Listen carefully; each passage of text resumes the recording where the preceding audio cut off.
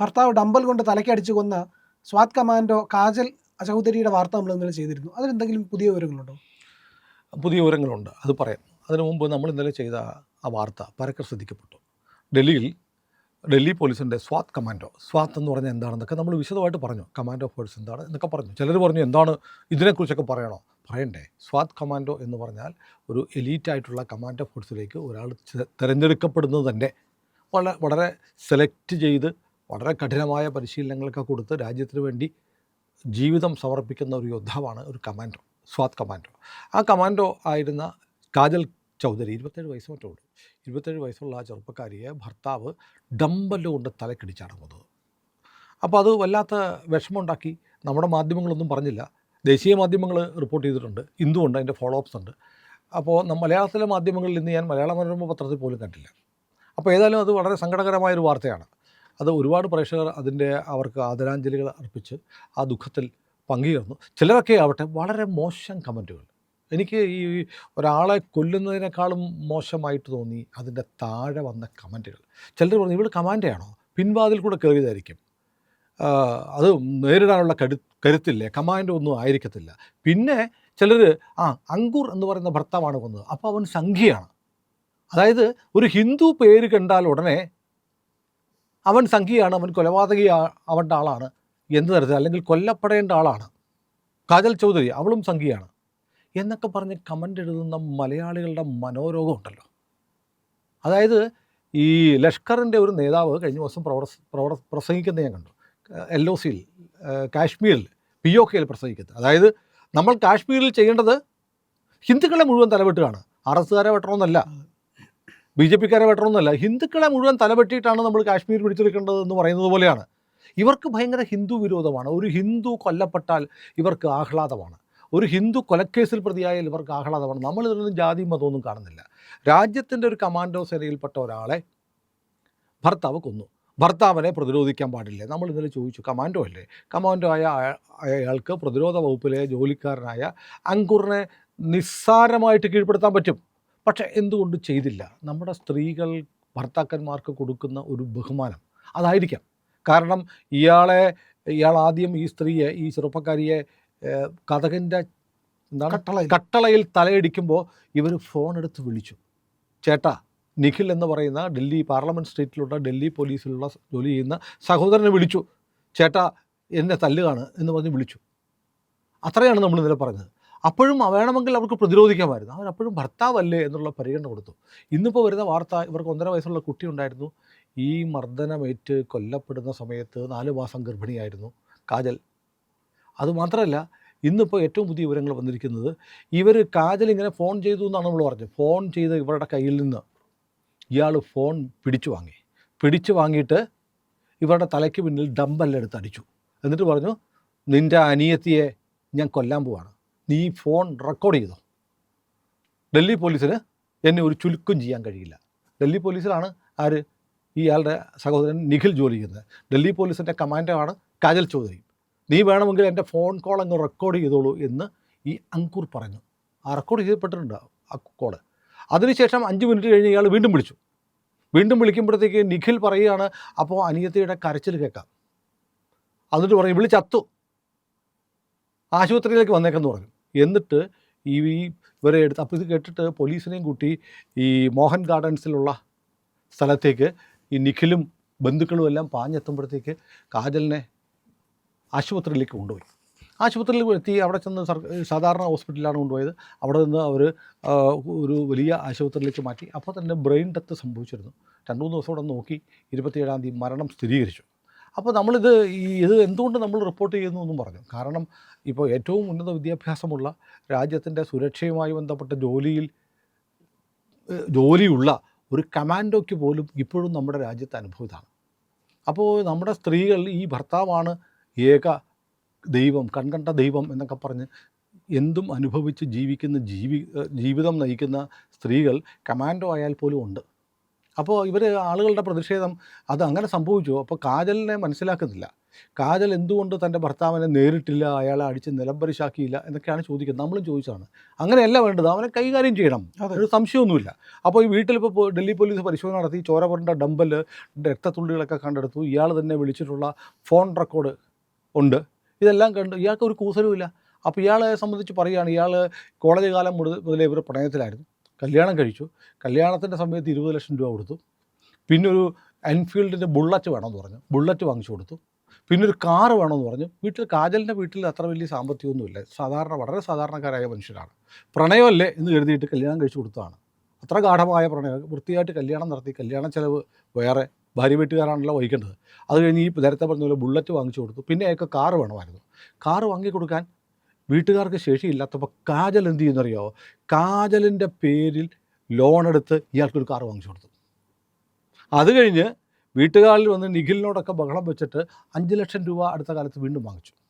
എന്നിട്ട് അയാൾക്ക് വീണ്ടും സ്ത്രീധനം വേണം എന്ന് പറഞ്ഞിട്ടാണ് അയാളുടെ കുഞ്ഞിനെ 4 മാസം വയറ്റിൽ ചുമന്നുകൊണ്ടിരുന്ന ഈ സുന്ദരിയായ അതിസുന്ദരിയായ ചെറുപ്പക്കാരിയാണ്, നമ്മൾ ചിത്രം കണ്ടില്ലേ, അവരെ അതിഭീകരമായി മർദ്ദിക്കുകയും കൊല്ലുകയും, ഫോണിൽ പറയുമ്പോൾ അളിയനോട് പറയുന്നു, നിൻ്റെ അനിയത്തിയെ ഞാൻ കൊല്ലുകയാണ്, നീ വേണേൽ ഇത് റെക്കോർഡ് ചെയ്തോടാ, എന്നെ നിൻ്റെ ഡൽഹി പോലീസ് ഒന്നും ചെയ്യാൻ പറ്റില്ല, എന്ന് ചെയ്യാൻ പോണില്ല എന്ന് വിളിച്ചു പറയുകയും ചെയ്തത്.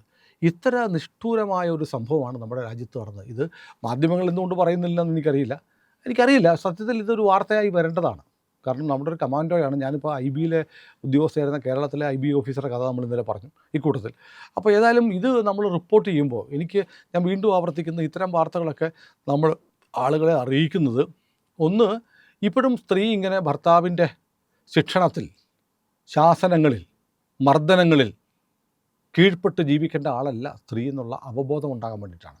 നമ്മുടെ കുറേ സ്ത്രീ കുടുംബമാണ്, ഭർത്താവുമായിട്ട് ഒത്തിച്ച് കുടുംബ നിലയിലുള്ള ആ കുടുംബത്തിൻ്റെ ഒരു ഡെക്കോറൊക്കെ പാലിച്ച് എല്ലാവരും, ഭാര്യയും ഭർത്താവും മക്കളും ഒക്കെ ജീവിക്കണം. പക്ഷേ ഒറ്റൊരാളുടെ കീഴിലാണ്, അടിമയാണ്, മർദ്ദനങ്ങളും ഒക്കെ ഏറ്റുവാങ്ങേണ്ട ആളാണെന്നുള്ള കാഴ്ചപ്പാടൊക്കെ മാറേണ്ട കാലമായിരിക്കുന്നു. അതിന് ഈ ഒരുപക്ഷെ നമ്മൾ നിർഭയയുടെ കേസ് വലിയ കേസായില്ലേ, അതുപോലെ തന്നെ ഈ കാജലിൻ്റെ കേസും ഉയർന്നു വരേണ്ടതാണ്. കാരണം സ്ത്രീധനം ചോദിക്കുന്നതും വാങ്ങുന്നതും കൊടുക്കുന്നതും ശിക്ഷാർഹമായ ഒരു കുറ്റമായി നിർവചിക്കപ്പെട്ടിട്ടുള്ള രാജ്യത്താണ് നടക്കുന്നത്. അപ്പോൾ എന്തുകൊണ്ടാണ് നമ്മുടെ മാധ്യമങ്ങളും സർക്കാർ പോലും ഈ കാജലിൻ്റെ കാര്യം എടുത്തു പിടിച്ച് രാജ്യവ്യാപകമായി, സർക്കാരിനെ മാറ്റി നിർത്തുക, അല്ലെങ്കിൽ NGO-കൾ, സാമൂഹ്യ സംഘടനകൾ എന്തുകൊണ്ട് ഈ കാജലിൻ്റെ കാര്യം ഉയർത്തിപ്പിടിച്ച് സ്ത്രീധനത്തിനെതിരായിട്ടുള്ള ഉന്നത വിദ്യാഭ്യാസമുള്ള, ഉന്നത നിലവാരമുള്ള ജോലികൾ ചെയ്യുന്ന ആളുകൾ പോലും സ്ത്രീധനത്തിൻ്റെ പേരിൽ ഭാര്യയെ ഉപദ്രവിക്കുകയും അതിക്രൂരമായി, ഒരു വടിയെടുത്ത് അടിക്കുന്ന പോലെ അല്ലല്ലോ പ്രിയ, ഒരു ഡമ്പലെടുത്ത് തലക്കടിക്കുക എന്ന് പറഞ്ഞാൽ കൊല്ലാൻ വേണ്ടിയിട്ട് തന്നെയാണ്. നോക്കൂ, ഇപ്പോൾ ഞാൻ ആലോചിക്കുകയാണ്, ഈ അങ്കുറിന് എന്ത് കിട്ടും?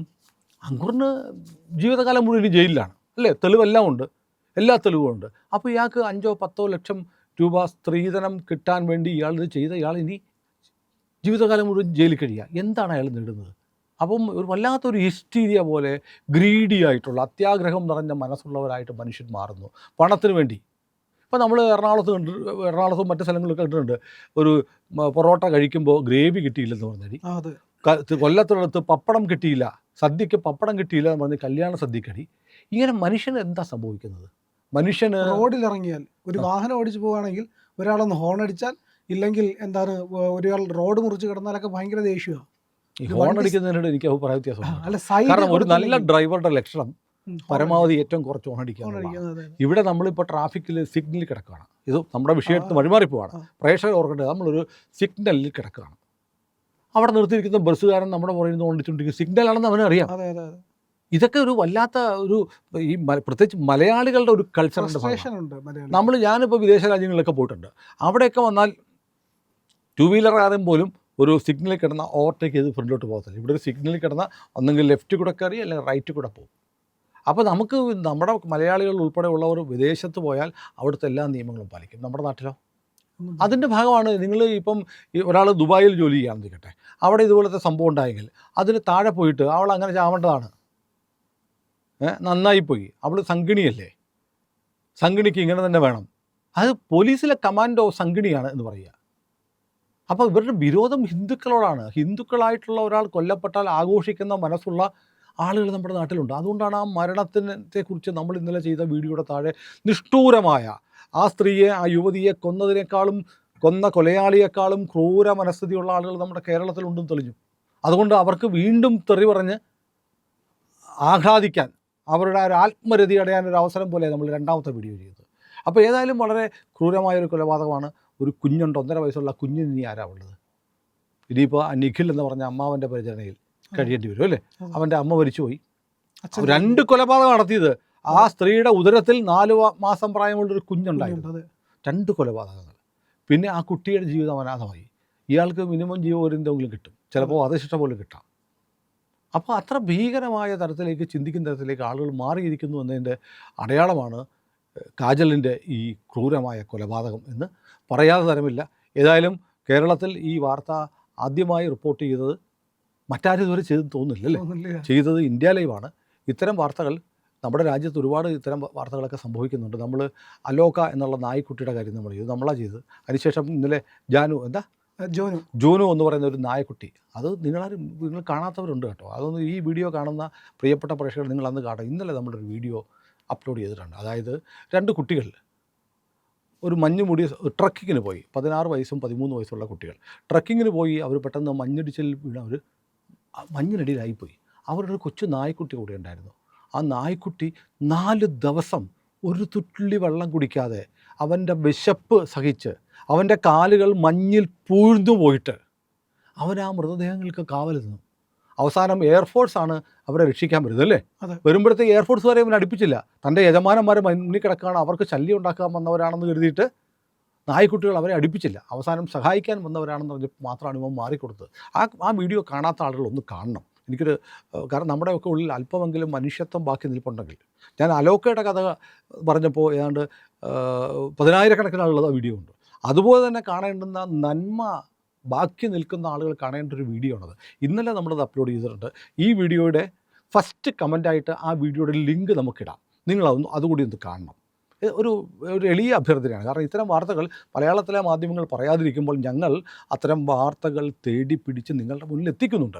നിങ്ങളത് കാണുന്നില്ലെങ്കിൽ ഞങ്ങളുടെ എഫേർട്ട് വെറുതെയാവും. മാത്രമല്ല, ഇനി അത്തരം വാർത്തകൾ തേടി പിടിച്ച് നിങ്ങളുടെ മുന്നിൽ എത്തിക്കാനുള്ള ഞങ്ങളുടെ താല്പര്യമില്ലാതാവുകയോട് ചെയ്യും. അതുകൊണ്ട് തീർച്ചയായിട്ടും ആ വാർത്ത കാണണം, നിങ്ങൾ ആ വീഡിയോ കാണണം.